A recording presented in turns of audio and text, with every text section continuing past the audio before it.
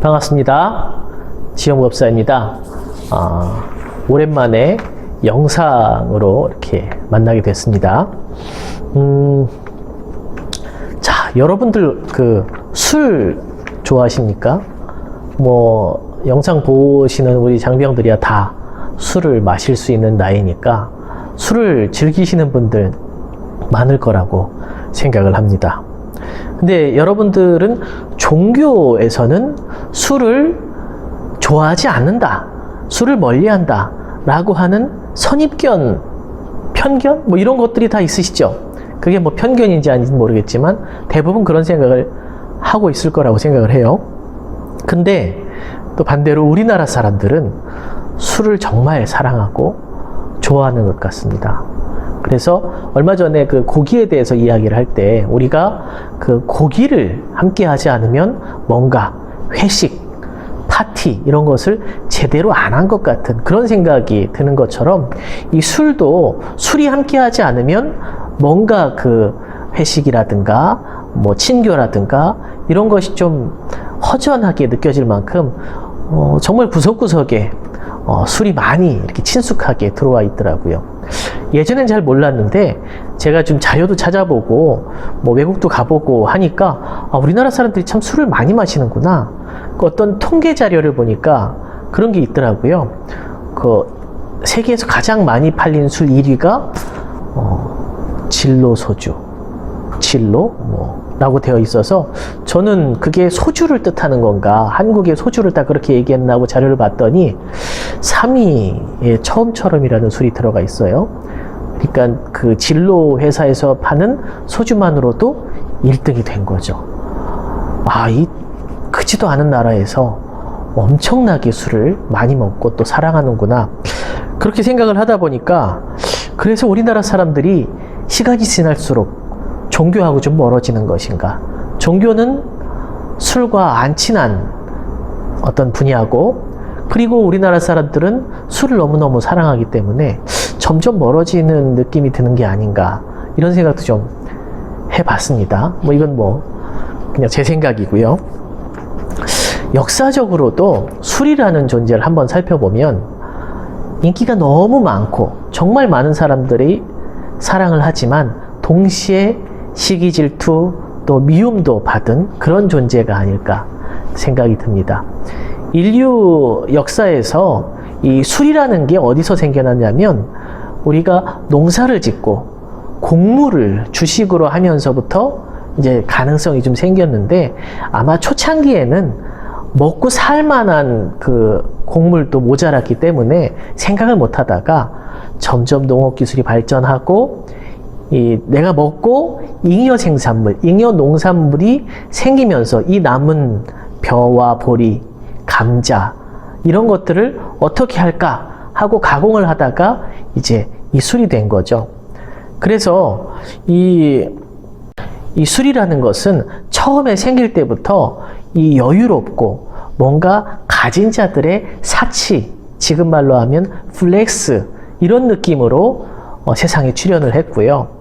그래서 이걸 먹으면은 뭐 정말 여유롭고 또 기분도 좋아지고, 그래서 이런 것들이 또 종교 의식에도 사용될 만큼 좀 상류층, 가진 자들의 문화입니다. 그런데 우리 인류가 동시에 풍요로워지지 않았거든요. 어떤 시대건 그 모든 사람이 한꺼번에 풍요로워지지 않고 어떤 사람이 풍요로워질 때 다른 사람은 그렇지 못한 것이 우리 인류의 모든 인류의 모습이기 때문에, 그렇지 못한 사람들, 풍요롭지 못하고 여전히 굶주리고 있는 사람들에게는 이 남는 농산물을 저렇게 낭비하는 이 모습이 좋아 보이지 않았겠죠.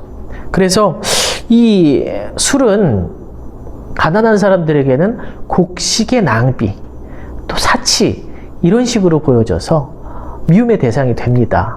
그리고 정말 나라 전체가 어렵고 시대 전체가 굶주리고 있을 때는 금주령 같은 걸 내려서 어딘가에서 굶어 죽어가는 사람들에게 대한 최소한의 예의로 이 곡물을, 이 귀한 곡물을 술로서 낭비하지 말아라, 이런 식으로 이제 법을 정한 적이 있을 만큼 이 술은 많은 사랑도 받았고 또 많은 미움도 받았던 그런 양면적인 모습을 가지고 있는 존재입니다. 인문학적으로 한번 이야기를 해본 거고요.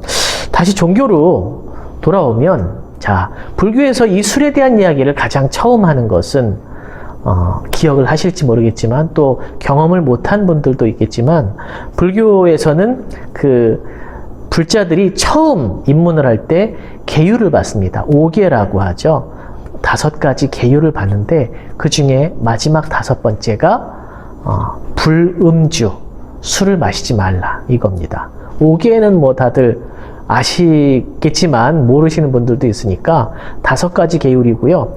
스님들은 이렇게 외웁니다. 살, 도, 망주. 그래서 살은 살생을 하지 말아라.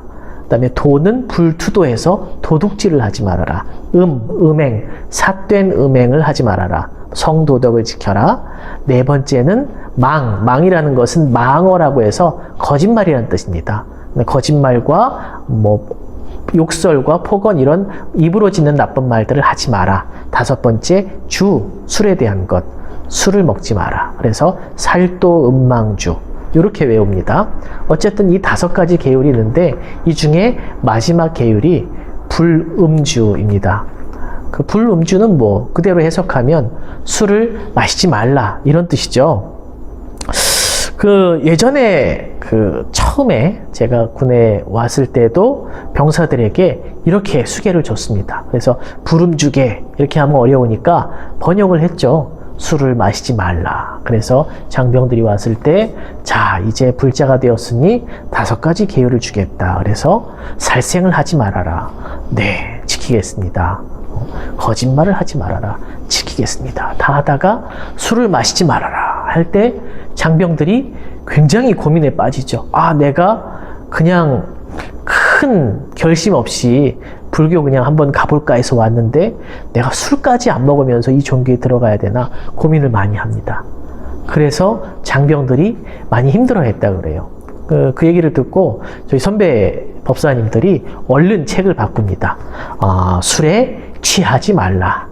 그 이후로 장병들이 마음을 편하게 가지고 계율을 받고 불자가 많이들 됐다고 하는 그런 전설 같은 이야기가 있는데, 어쨌든 지금 책에는 술에 취하지 말라 이렇게 되어 있습니다. 자, 근데 불교에서 술 마시나요? 술 안 마시잖아요. 뭐 이렇게 얘기하는데, 뭐 불교가 정확하게 뭐냐? 불교가 정확하게 뭐냐?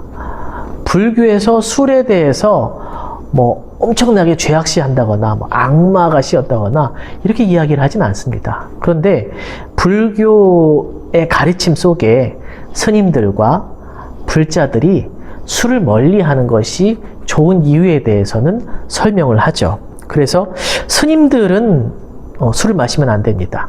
절대로. 근데 일반 불자들은 제 생각에 또 술을 마시지 말라가 아니라 술에 취하지 말라 정도가 지금 현실에 좀 맞는 것 같고요. 그래서 이게 어떤 의미가 있냐면, 첫 번째는 맑은 정신을 항상 지켜야 한다. 이성을 무너뜨리면 안 된다. 불교에서 굉장히 자주 하는 말 중에 깨어 있어라, 항상 깨어 있어라 하는 말이 있습니다. 얼마나 깨어 있어야 됩니까? 잠자는 동안에도 또렷하게 깨어 있을 정도로 사실 참선 수행을 하는 게 이제 불교인데, 절에 가면 처마 밑에 풍경이라고 종 같은 게 달려 있어요. 거기에 보면 그 종 밑으로 물고기가 항상 달려 있거든요. 여러분들 거기 물고기 말고 뭐 새라던가 아니면 용이라던가 이런 게 달려 있는 걸 보신 적이 없을 겁니다. 항상 물고기가 달려 있는데, 그 물고기가 뭘 상징하냐면, 물고기가 잘 때도 눈을 안 감아요. 그래서 저 물고기를 보면서 그 절에 사는 스님들, 그리고 그 절을 찾는 모든 불자들이 항상 24시간 또렷하게 깨어있는 그런 정신으로 살아라, 이런 뜻을 담아서 그 물고기를 항상 달아서 딸랑딸랑 울리게 하는 겁니다. 그래서 맑은 정신을 가지기 위해서 술을 금한 거고요. 두 번째는 아까 그 5계가 나오죠. 살생하지 말아라, 거짓말하지 말아라, 훔치지 말아라, 삿된 음액, 성폭력을 휘두르지 말아라. 요 4가지가 있는데, 이성이 또렷하고 깨어있을 때는 지키기가 쉬우나 정신이 흐려지고 뭐 취했을 때 이럴 때는 이 어기기가 쉽다는 거죠. 그래서 요 5가지 계율의 앞에 4가지 하고 마지막에 음주는 조금 다르게 봅니다. 그래서 마지막에 음주는 사실은 내가 방 안에 혼자 앉아서 술을 마시고 취했다가 깼다. 그런 거면 크게 문제는 없을 것 같아요. 근데 보통은 술을 마시고 취함으로 인해서 나머지 모든 잘못들이 일어납니다. 이건 뭐 불교뿐만 아니라 우리 일상생활에서도 마찬가지예요. 내가 이성을 가지고 내가 내 몸과 내 말과 이 행동들을 잘 컨트롤할 수 있을 만큼만 마시는 것은 문제가 안 되겠죠. 이 선을 넘는 게 항상 문제입니다. 그래서 술로서 선을 넘을 때 나머지 계율도 다 어기게 되는 나쁜 결과가 나기 때문에 술을 멀리한다. 이런 2가지 이유 때문에 불교에서는 술을 그다지 권하지 않습니다. 자, 그래서 술을 뭐 싫어한다거나 아주 뭐 죄악시한다거나 하는 게 아니라 술보다는 맑은 정신, 깨어있는 마음, 이것을 굉장히 중요하게 생각하는 것이 불교다. 그리고 가끔 그런 경우가 있어요. 마음의 괴로움 이런 것들을 주체하지 못해서 술에 취해서 잊으려고 한다거나 아니면 또 남자들이 좀 그런 경우 있는데 술을 곁들이지 않으면 대화가 잘 안 되는 사람들이 많아요. 요새 젊은 사람들은 많이 없어졌는데 좀 나이가 많은 사람일수록 남자들이 왜 그렇게 대화를 하는 기술이 없는지 술에 취해서 속마음을 얘기하고 술에 취하지 않으면 정말 진솔한 대화를 잘 못 나누고 이런 경우가 가끔 있습니다. 요건 사실 좀 고쳐야 돼요. 그런 사람들은 사실 진짜 술을 너무 가까이 하면 큰일 납니다.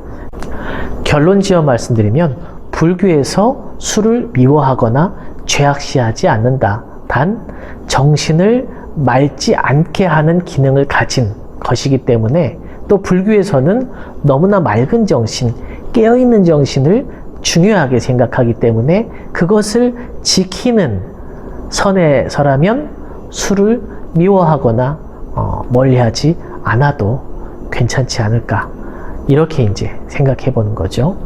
마치겠습니다.